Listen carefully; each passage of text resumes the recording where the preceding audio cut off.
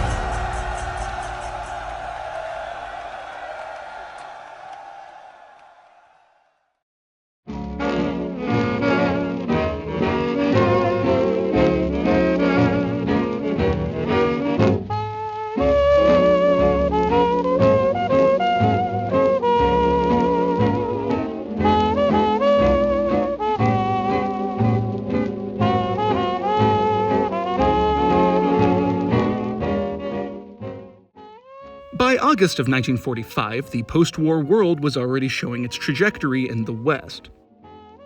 Germany was a carved-up, smoldering ruin. Italy was hanging its dirty laundry. Domestically, the battered and fatigued European populace were rebuilding their homes amidst the rubble and ashes of the most destructive conflict in human history. The denizens of the mainland United States were breathing a heavy sigh of relief as daily life had begun to return to a pre-war normalcy. In Japan, a nation which had been at war longer than any other, effectively 14 years by 1945, things were dire for the last of the Axis holdouts. Cities were burned, air raids were a daily occurrence, and Grave of the Fireflies still makes grown men cry. Well, before August, the imperial government was going through prime ministers like old shoes. One guy resigns, the next is handed a shattered military, depleted economy, and a starving population, and then they were promptly told, okie dokie, now win the war. Naturally, they would resign and make it somebody else's problem. But in April, just as the Austrian painter added the color of brains to the canvas that was the wall directly behind him,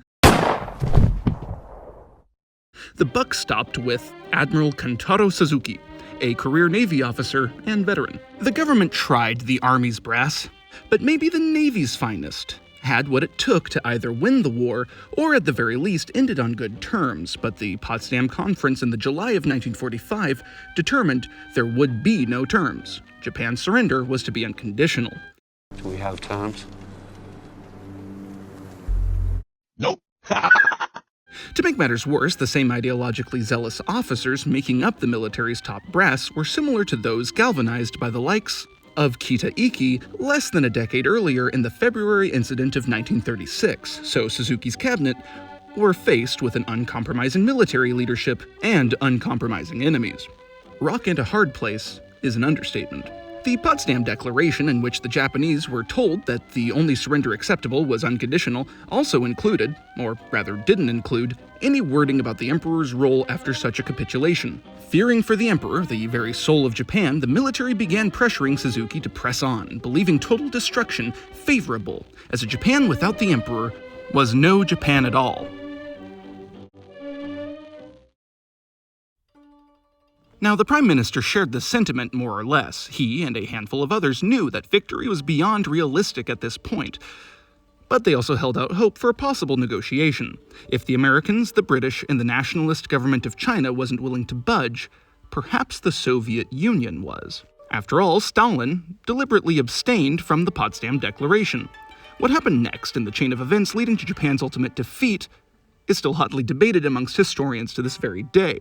Suzuki had to respond to the Potsdam Declaration, and this response is referred to as the Mokusatsu incident. In short, Suzuki was given a chance to answer the declaration, and it backfired horribly. He had officially responded to Allied terms with the phrase Mokusatsu Saru. This literally means Moku, silence, and Satsu, kill. So the phrase typically reads as to kill with silence. But it, like most of the Japanese language, can be interpreted in a number of different ways. Here's where the history of the incident gets tricky. The most widely accepted recounting of events is that Suzuki meant to say, no comment, as in, we have no comment at this time while we deliberate further. However, mokusatsu can also mean to ignore outright, or to ignore with the utmost contempt. The latter among these interpretations was exactly how American translators took it to mean. The use of atomic bombs would be authorized in the following days after this statement. So in short, the Mokusatsu incident was either the most tragic mistranslation in the history of warfare, or it was an attempt to politic their way towards better terms with the Soviets. So, was the Mokusatsu incident what led to the atomic bombing? Kinda. Anyway, we come back to the August of 1945. The Allies, believing the Japanese rejected peace, would go on to launch the first and only nuclear strikes in the history of warfare. On August 6, 1945, Hiroshima was hit by a devastating explosion never before seen in human history. The city was wiped off of the map. People were vaporized, and those who luckily survived were scarred by the radiation burns from the payload. On August 9th, the same fate was visited upon Nagasaki. An attack which in no uncertain terms implied that the Americans not only had the technology, but the means to wipe everything Japanese off of the map. To make matters worse, the question of Stalin's hesitance to join in issuing the Potsdam Declaration was finally answered by the swaths of Red Army troops marching on Manchuria. The war was effectively over, even if some refused to recognize the fact, a fact that certainly wasn't lost on the emperor, as the inner circle finally decided to accept the Allies' terms. The emperor made it clear they would try to preserve the sanctity and existence of the imperial family as a condition of surrender if possible, but the surrender would be issued. Hirohito later reflected on how he himself knew the war was over. He recalled receiving a report in which Japanese troops were using makeshift shovels fashioned from wooden stakes and metal fragments from detonated bombshells to dig defenses. In any case, by August 10th, the Japanese ambassadors to Switzerland and Sweden were instructed to pass on their government's agreement to the surrender, though not everyone in the military high command were keen on this decision. We call this foreshadowing.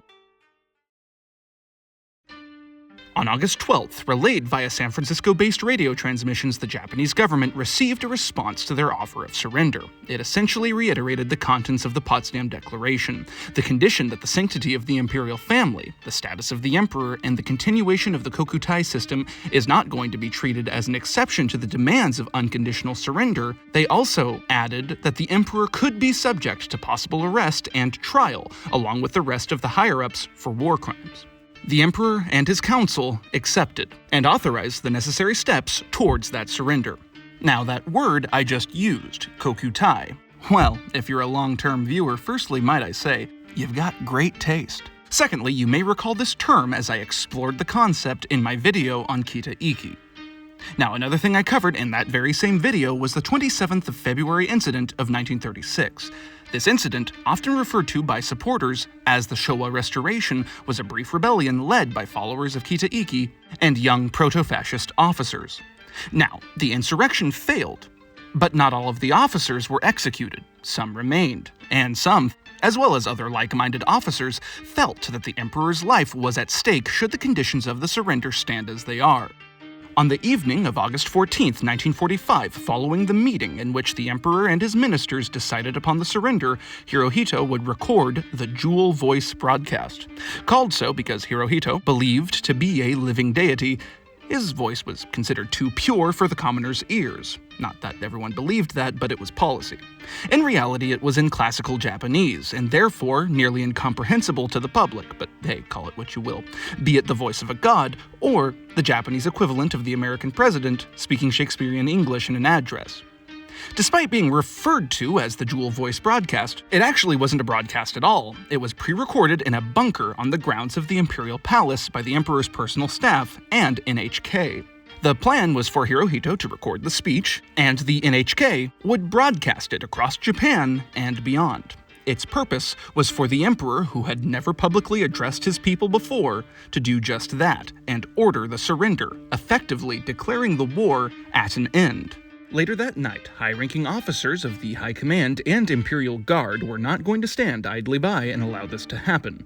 After all, what kind of guardians of the Emperor would they be if they were to allow him to throw himself at the mercy of the enemy? One such loyal officer was Major Kenji Hatanaka. He was a staunch believer of the Emperor's divinity, the role of Kokutai in Japanese society, and his beliefs aligned with those of Kita-iki, a man who had inspired Hatanaka in his youth. So that should tell you all you need to know about him. Now, Major Hatanaka believed the broadcast couldn't be allowed to take place, and he was prepared to rekindle an old flame to do it. Just as the officers of the February incident of 9 years earlier took up arms against the emperor's wishes in order to restore and follow said emperor, he would do the same in what he and his conspirators believed to be Japan's darkest hour. In short, they believed they had to save the emperor from himself.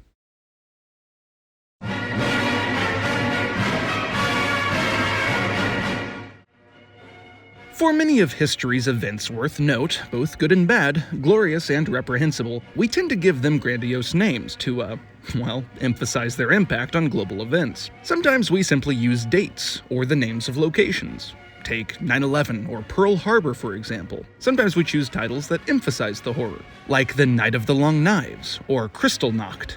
But for Japan, funnily enough, we get titles that almost seem like they're downplaying the severity of the event, or disguising it somehow. What do I mean by this? Well, dear viewer, I'm glad you allowed me to ask this question on your behalf. You see, these events are always titled Incident. For example, you have the Mukden Incident, the Marco Polo Bridge Incident, the March Incident, the 26th of February Incident, the Niigata-Minamata Disease Incident, the Nanking Incident, the one you're thinking, the aforementioned Mokusatsu Incident, and of course, no exception, the Kyojo Incident. Now, the word Kyojo simply refers to the Imperial Palace grounds, and that is the stage in which we set our scene. After Hirohito recorded his speech, the Jewel Voice broadcast was to be the following morning. Major Hatanaka and some of his fellow officers immediately set to work to stop this from happening. Here is the plan. Firstly, consolidate. Like any coup, you don't need much manpower, surprisingly enough. What you need is simple: those in positions of power and authority to join you in your conspiracy. Hatanaka had plenty of people on board, which, for the sake of brevity, only the big boys are listed.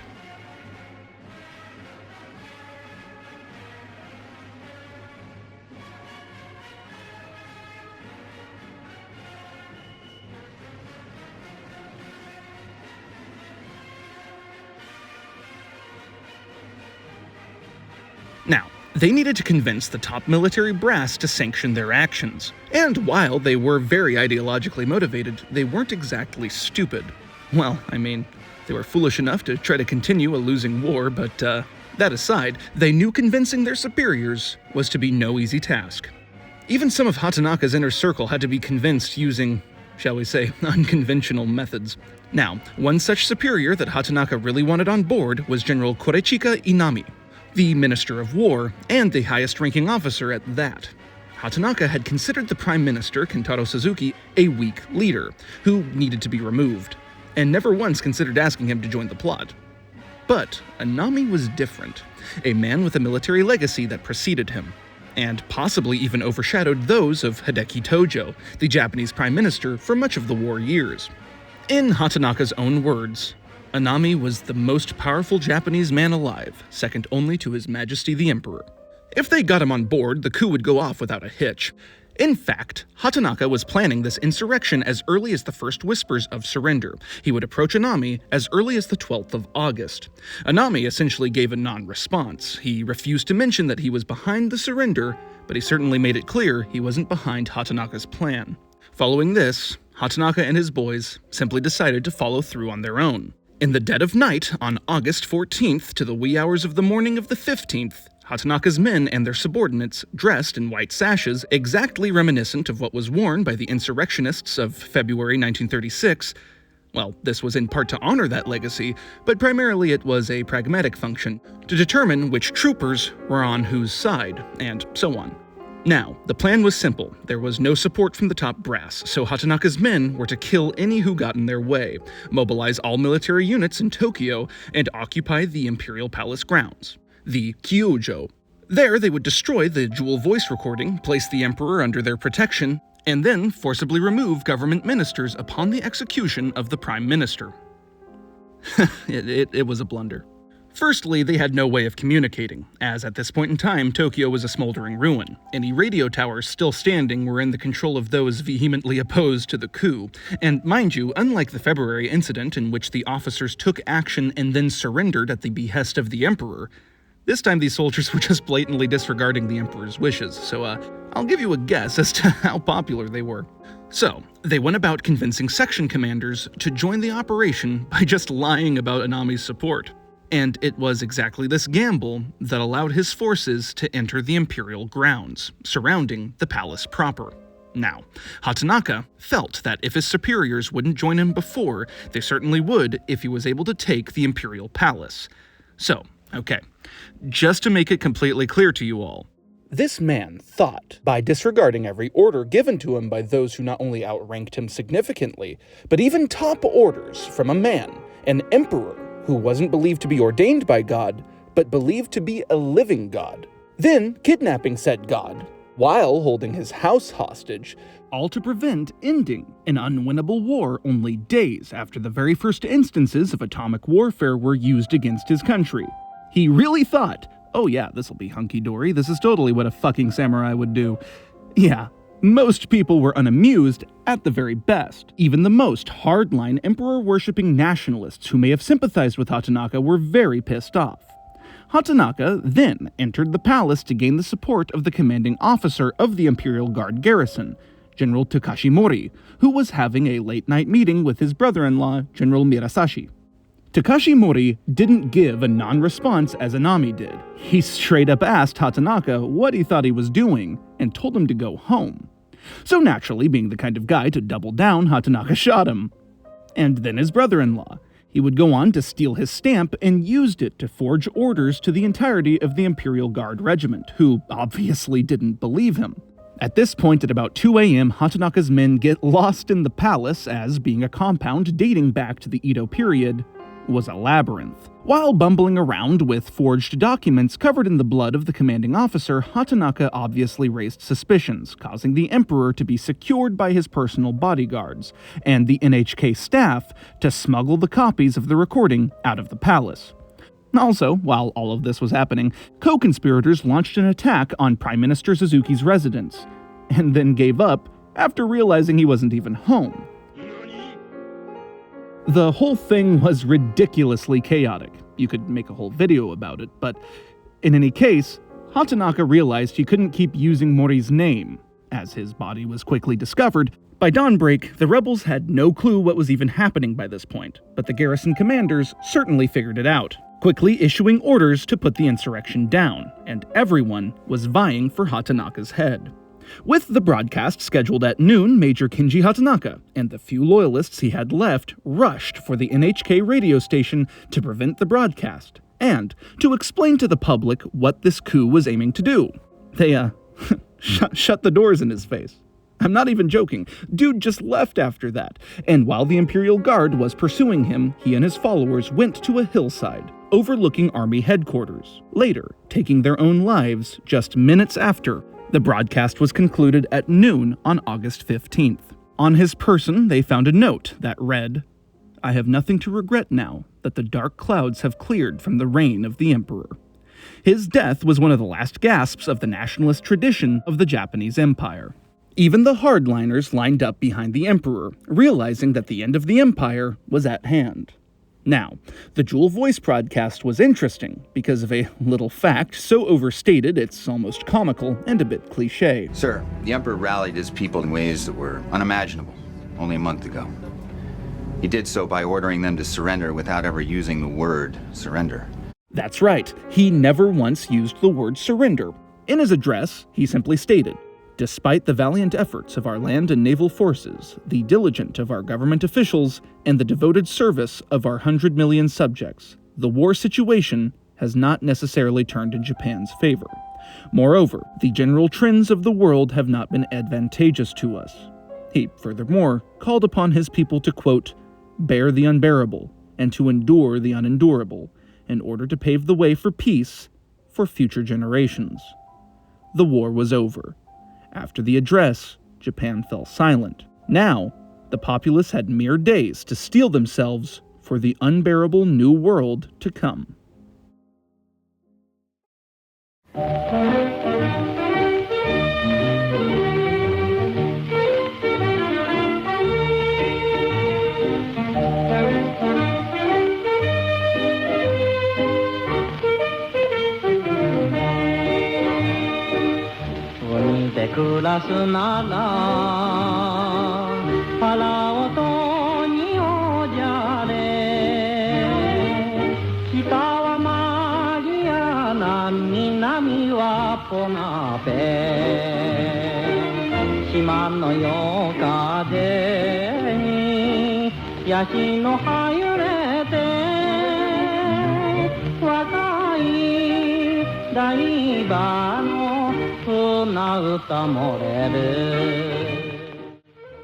Two days after the Emperor's address was broadcast and heard the world over, Kentaro Suzuki's prime ministership was at an end. The elder statesman, who was a loyal servant of the Emperor, resigned, and he was replaced by Emperor Hirohito's own uncle, Prince Naruhiko Higashikuni.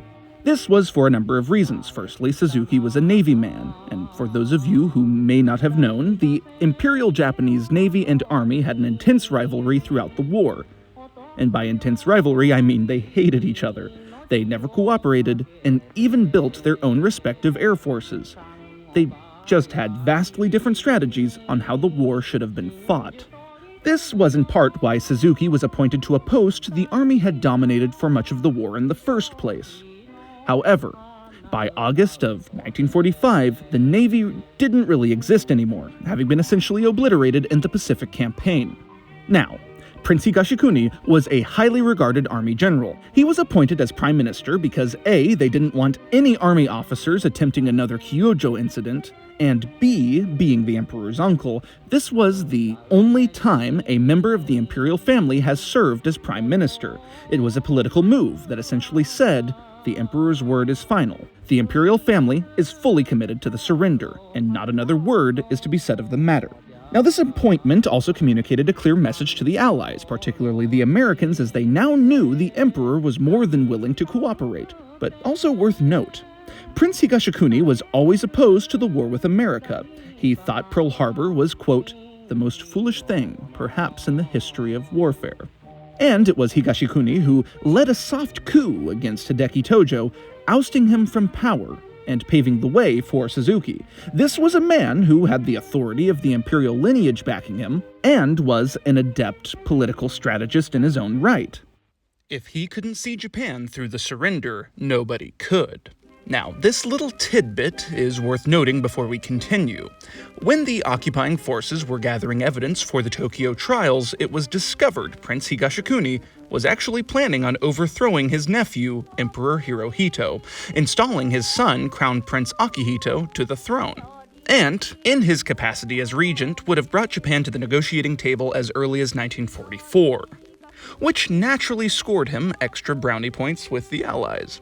Now, Prince Higashikuni's first act as prime minister was to order a complete ceasefire and withdrawal across all army divisions, a memo not everyone got. Can anyone hear me? But in Higashikuni's defense, he did the best he could with the communications networks that he had. Anyway, he was saddled with disbanding the entire military and preparing for the arrival of the occupying Allied forces. Now, unlike in Germany, the beginnings of the occupation in Japan were a bit more messy. Though plans were made towards a cooperative effort, or even perhaps a partition of the country, these fell through. Britain couldn't do much, and it was essentially bankrupted by the war. Tensions were rising with the Soviets, and the Japanese holdings accrued by the empire were vast and had to be divided in a very delicate way. It is because of these factors, Japan proper was pretty much occupied by only the United States. Its holdings, however, were a bit more chaotic. Japanese-occupied Taiwan was given to China. This would have important consequences down the line. The Kurils were taken by the Soviets. Japanese Korea south of the 38th parallel was occupied by the United States. This would have important consequences down the line. Japanese Korea north of the 38th parallel was occupied by the Soviet Union, and this would have important consequences down the line. The Japanese protectorate of Manchuria was given to China but occupied by the Soviets, and this would have important consequences down the line. In any case, on the 28th of August 1945, the first American occupying forces would touch down at Atsugi Airfield, establishing a beachhead for the rest of the incoming forces, beginning the transfer of power. On the 30th of August, General Douglas MacArthur arrived and took command of the occupation, serving in the capacity of military governor. Following MacArthur's staff was the USS Missouri and its full complement. MacArthur was welcomed by the Japanese populace with a respectful apprehension and reservedness, which didn't strike the Americans as that surprising. But what did come as a surprise was the absolute state of affairs in Japan. Yes, to the surprise of the Americans, despite knowing full well that Japan was war-weary and defeated, they didn't know just how bad things were. The ferocious enemy they had come to know, the very image of the soldier hunting them with an iron resolve, had effectively hidden the truth that Japan was beyond crippled, starving, and on the brink of collapse in nearly every way a nation could be. On the same day as his arrival, MacArthur immediately decreed several laws. Firstly, no U.S. servicemen were to behave dishonorably nor harm any Japanese persons. They weren't Berlin or Nanking levels, but there certainly were assaults. However, to his credit, MacArthur made sure this rule was taken very seriously. But, look, I'm gonna level with you, dear viewer. War is hell. I know, how cliché. But the human cost is immense, and it comes as no surprise, and some argue that's the entire point to war. So, as a warning, this next subject discusses topics that may be unsettling to some viewers. If that doesn't interest you, you can skip to this point. There is one aspect of war that absolutely churns my stomach. That's sexual assault, either as an instrument of warfare or as a consequence thereof. Both are highly disgusting, no matter who perpetuates these crimes. Some members of the Japanese army did it, some members of the German army did it, and some members of the Soviet army did it. Every standing armed force in history has had instances of these crimes occurring, as when chaos breaks out, morals often take a back seat. And while I am a proud American, it would be disingenuous to omit the fact that this definitely occurred during the occupation, and it would be disingenuous to portray a whitewashed version of events, and an affront to the wider historical context and of the experiences of the victims. I'll not say, oh, the good guys never did anything of the sort, it was only the savage and indoctrinated, because while an institution may be itself honorable, some individuals just aren't. And when nothing holds them back, some are quick to exert a newfound power over others, and even quicker to do so when they are weak, disarmed, and have been dehumanized for having been a bitter enemy. But one thing that isn't debated is the creation of RAA, or quote, Recreation and Amusement Centers. Think of it as state-sanctioned prostitution authorized by Prince Higashikuni to, quote, preserve the honor and dignity of Japanese women and of the wider populace. MacArthur knew about it, and it was hidden by the convenience of it having been a domestic effort. And, interestingly enough, when they decided to shut it down, they inadvertently contributed to one of the factors that led to the rise of organized crime like the Yakuza boom of the late 1940s. But we'll get to that later. In any case, it had to be mentioned in this historical analysis as it is both necessary to take note of this fact, to better understand the socioeconomic status of Japan in 1945, and also to better understand the unsanitized history thereof, as grim as the occupation sometimes was. With these disturbing facts of the occupation out of the way, let's continue. Another pressing issue that MacArthur was faced with was the rampant starvation and inflation. Homelessness ran rampant, as for many there weren't exactly jobs to go back to. Jobs were hard to come by, and that aforementioned inflation was at its worst point in all of Japanese history. The Allies knew that reworking the entire nation meant uprooting the rootless. What was to be done? To make matters worse, there were a total of 6.6 million Japanese civilian and military personnel being shipped back to the home islands now that the empire was bust, further increasing the risk of famine. In late 1945, the United States government approved MacArthur's request that millions of tons of grain, predominantly wheat, be sent to Japan by way of Manila. And with these massive imports, MacArthur established what he called the Food Network. Stupid. In any case, with all that out of the way, on September 2nd, 1945, the Japanese signed the Instrument of Surrender, along with the Allied nations. The occupation, though already a fact of Japanese day-to-day life, began in earnest as far as international affairs were concerned.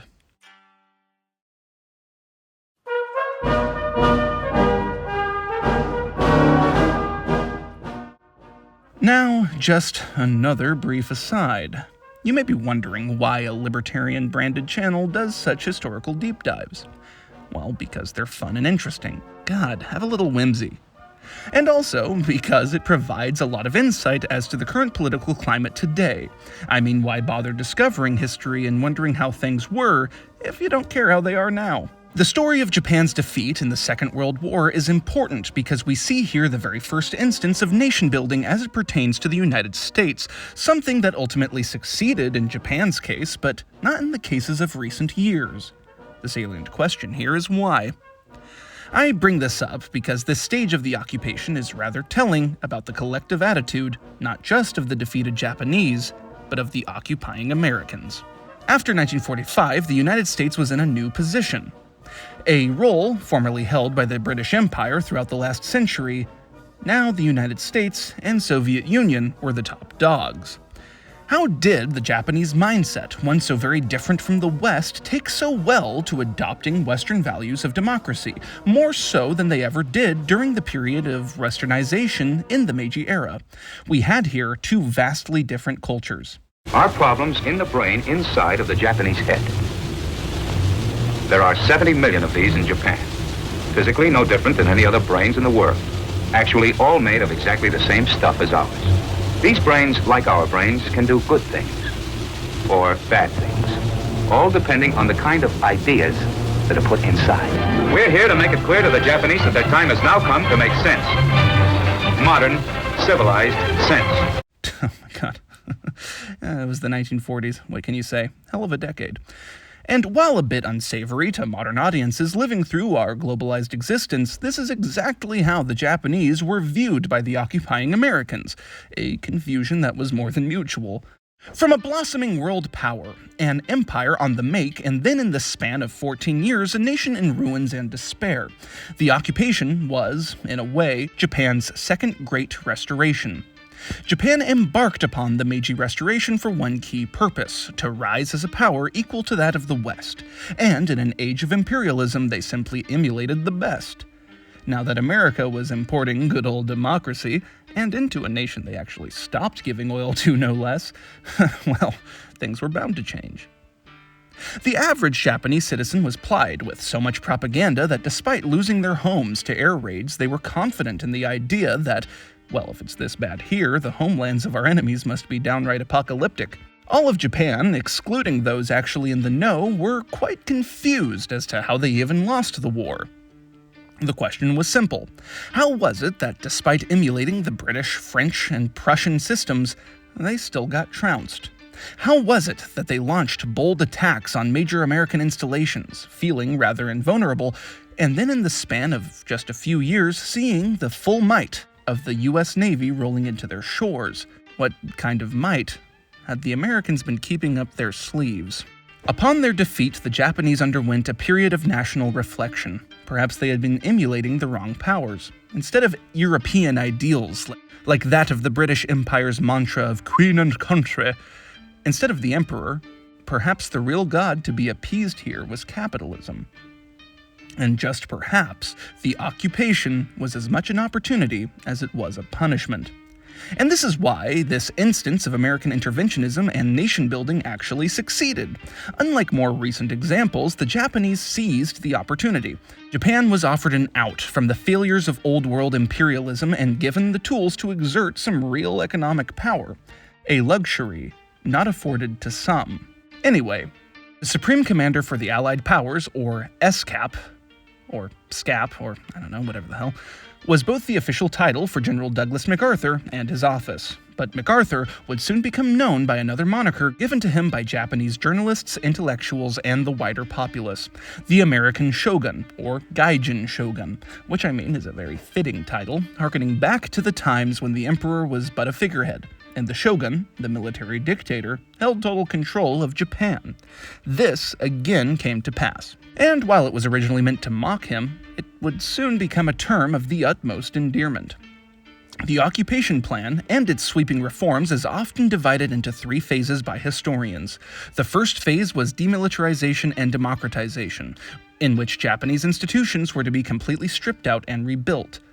Through the opening years of the 20th century, Japan had moved towards a militarism inspired by that constant struggle for geopolitical equality amongst the great powers. Japan had tried, to no avail, to win this equality by simply embracing modernization and competing with the West. And when that failed, they had tried to beat them at their own game. Atrocities were committed every day as he expanded his empire. Yes.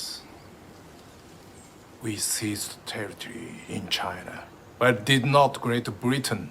Even Portugal preceded us. We did not take the Philippines from the Filipinos, but from the Americans, who themselves took it from the Spanish. If it is an international crime to take territory by force, who convicted? The British, French, Dutch, and American leaders? Now, the consequences of this militarism was felt across nearly every institution: education, journalism, politics, cinema, you name it. And MacArthur was dead set on tearing this all down, starting with the Zaibatsu. Now, I hate to keep bringing up my video on Kita Iki, but yes, I went into the subject of the Zaibatsu briefly in that one.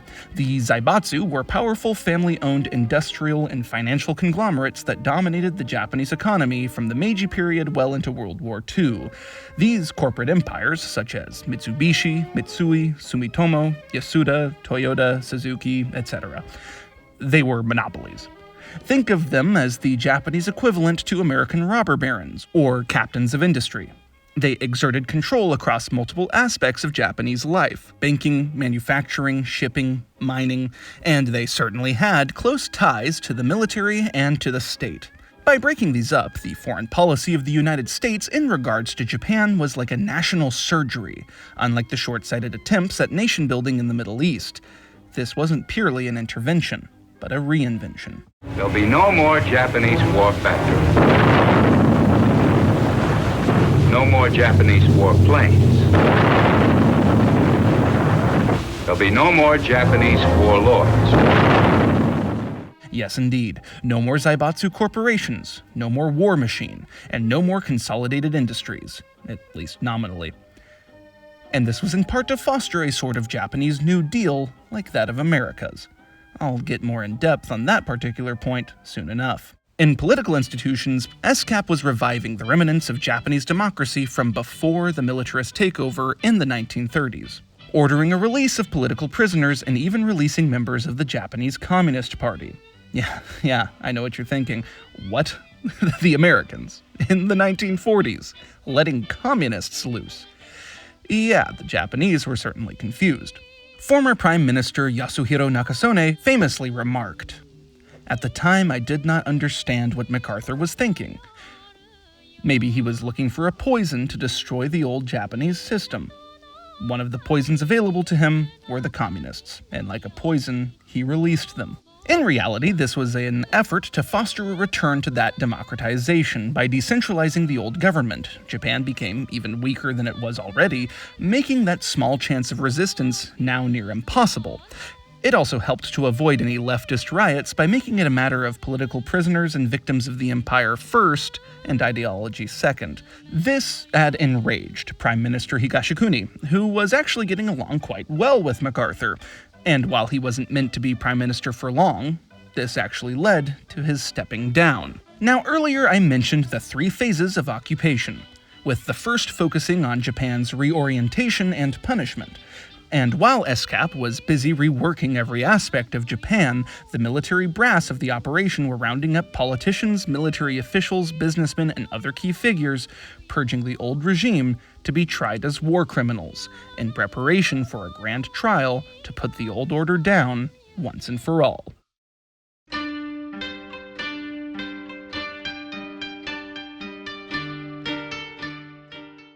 After various investigations, even directed towards members of the imperial family and the emperor himself, the tribunal finally had enough tinder to light off Japan's very own Nuremberg.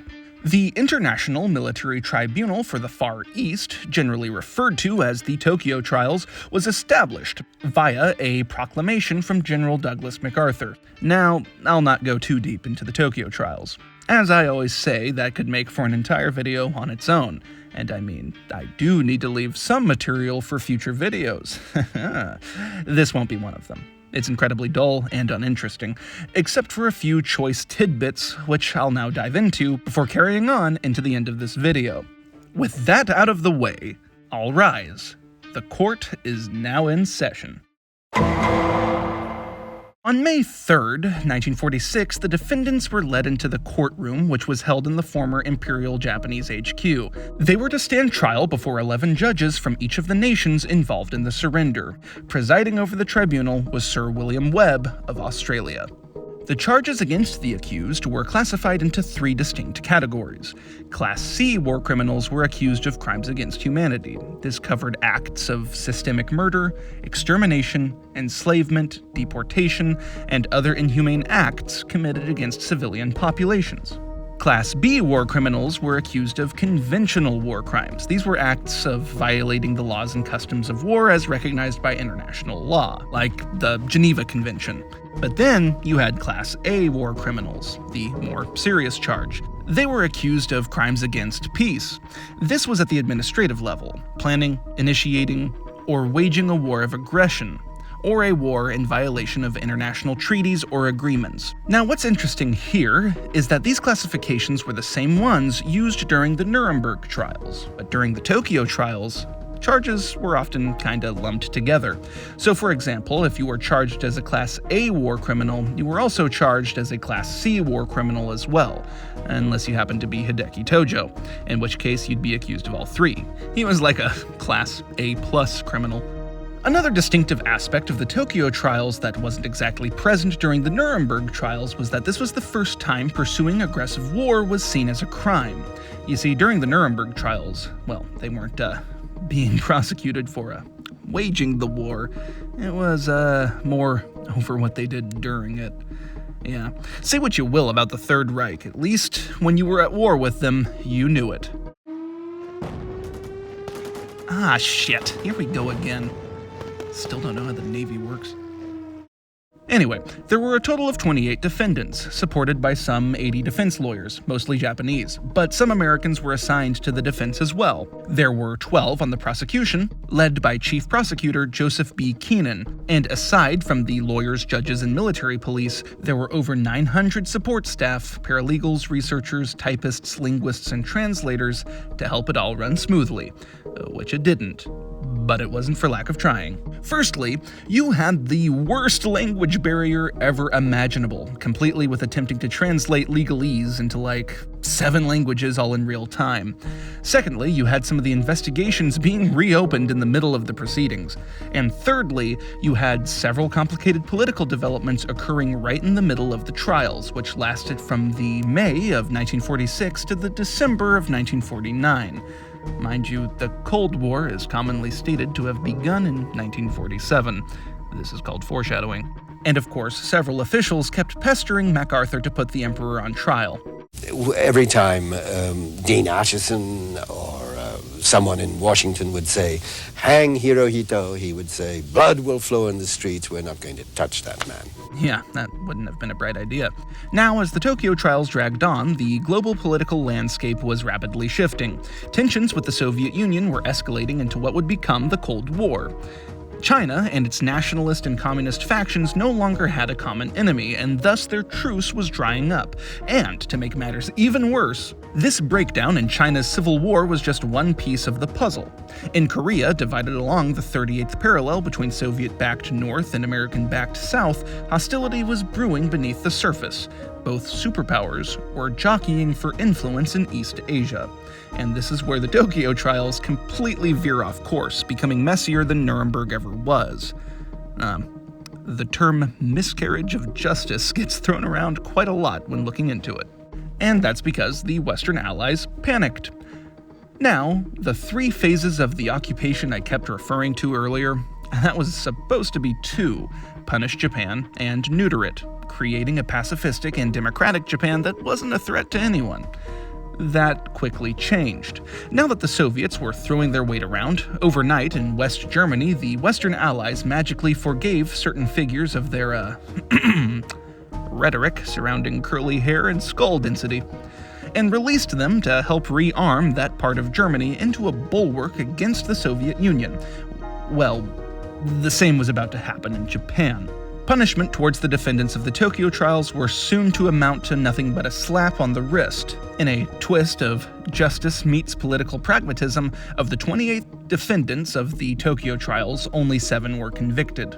Well, actually 25 were convicted, but 7 were sentenced to death, and the others, well, they were fine. They were the big shot callers of Hideki Tojo's cabinet who started the war. Boom, there you go. We caught the bad guys, you're welcome. The accused are hereby sentenced to death by hanging. Court is adjourned.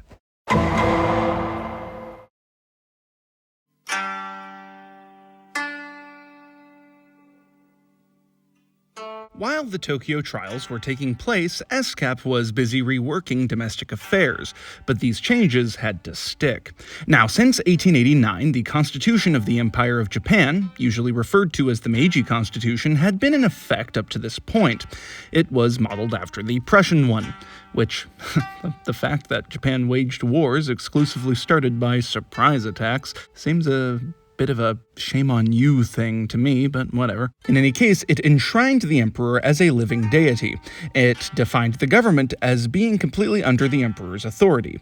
Well, at least in name. It established an aristocracy comprised of former samurai clans. It allowed for Japan's rapid modernization, but also allowed for the Zaibatsu to run around unchecked. It was effectively the justification for what the empire became and how the philosophy of Kokutai was personified. And finally, it had to go. MacArthur's staff had plenty of military officers, but there were also plenty of civilians well-versed and well-acquainted with policymaking, especially New Deal-era policymaking.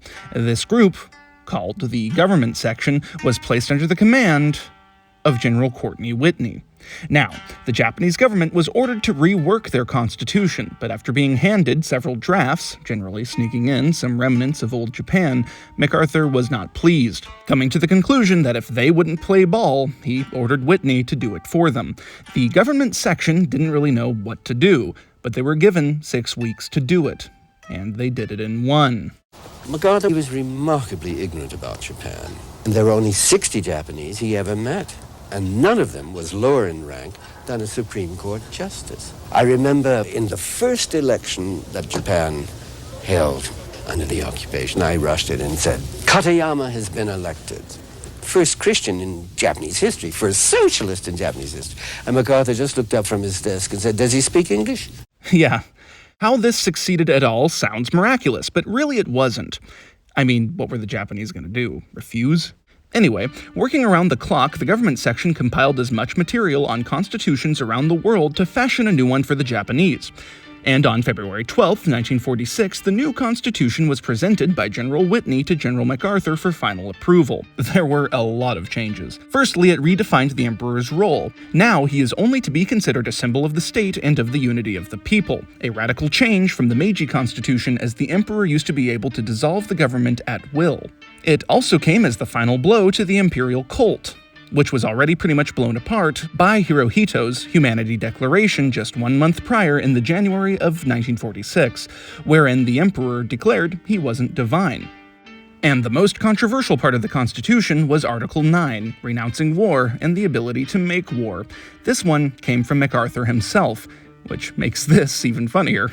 I therefore commend Japan's proposal for the renunciation of war to the thoughtful consideration of all of the peoples of the world. Yeah, congratulations.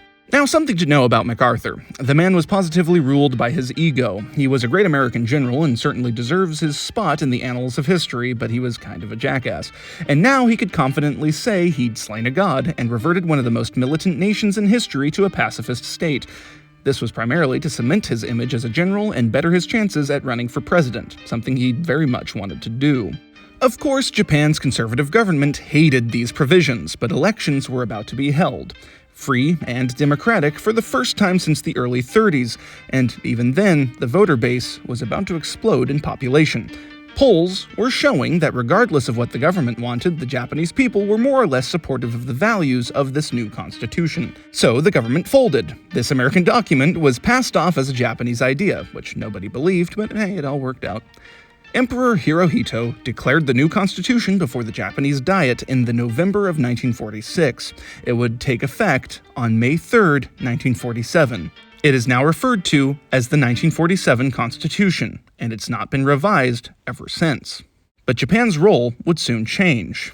Maybe a potential ally should have a military for the looming war ahead. This begins the phase of the occupation known as the reverse course. Japan was to be rearmed and made an ally, but exactly how this reversal was to take shape remained to be seen. Finally, after the fires of World War, after years of empire building, it was in the rubble that Japan was finally seen as an equal by the West. After all, with tensions rising in Korea and China, and whispers of unrest in Southeast Asia on the horizon, the Americans had a front row seat to a new era of political intrigue, and the Japanese offered a very large and very unsinkable aircraft carrier. Woo! Well, this one was a doozy, my longest one yet. But the next installment, in my opinion at least, it's gonna be far more interesting. This video was really just the first entry in a very interesting saga. I've set out to tell the tale of the birth of modern Japan, something that isn't talked about nearly enough like post-war Europe. Plenty of Cold War intrigue to dive into, but I also wanted to set about this to ask a particular question, especially in the context of just this video. Why did the American policy of nation building succeed in Japan, but interventions in, say, Vietnam or the Middle East didn't? Well, for a number of reasons actually, some of which we already discussed. In the previous centuries, world policing was a European game. Now that the US came out of the war and in pretty good shape, it was time to exert some political influence. But just like the Japanese, America also wanted to play with the big boys, and they weren't taken very seriously. Some could argue that's why Matthew Perry forced open Japan in the first place. This is also the reason why we were even in Hawaii to be attacked. America had been angling for that geopolitical prominence since before McKinley, and America got what it wanted. But the reason why Japan took so well to rebuilding is because it was already developed. and had an ancient concept of identity, like the ideals of Bushido, the belief that suffering doesn't make for an ennobled victim, but rather makes for a failure and nothing more. So regardless of the occupation happening or not, Japan had lost, and in the eyes of the Japanese, their nation was essentially a failed warrior, and failure meant death. Not that the wider Japanese populace felt as though the world was coming to an end, but the old Japan was considered dead, and the new Japan was going to be born regardless of occupation. Nation building here was successful because the Japanese cooperated. This emboldened America to try it elsewhere and become the world's police, which are now little more than examples of statist war profiteering, which in my libertarian view, one should profiteer if they wish, but at their own risk, without government backing or the lives of troops on the line. But that could make for a later video. So, join me next time to continue the story of the birth of modern Japan. Until then, this has been The Minarchist. Sayonara, dear viewer, and remember, otama o shikkari ugokashite, soto no sekai wa hiroiんだ.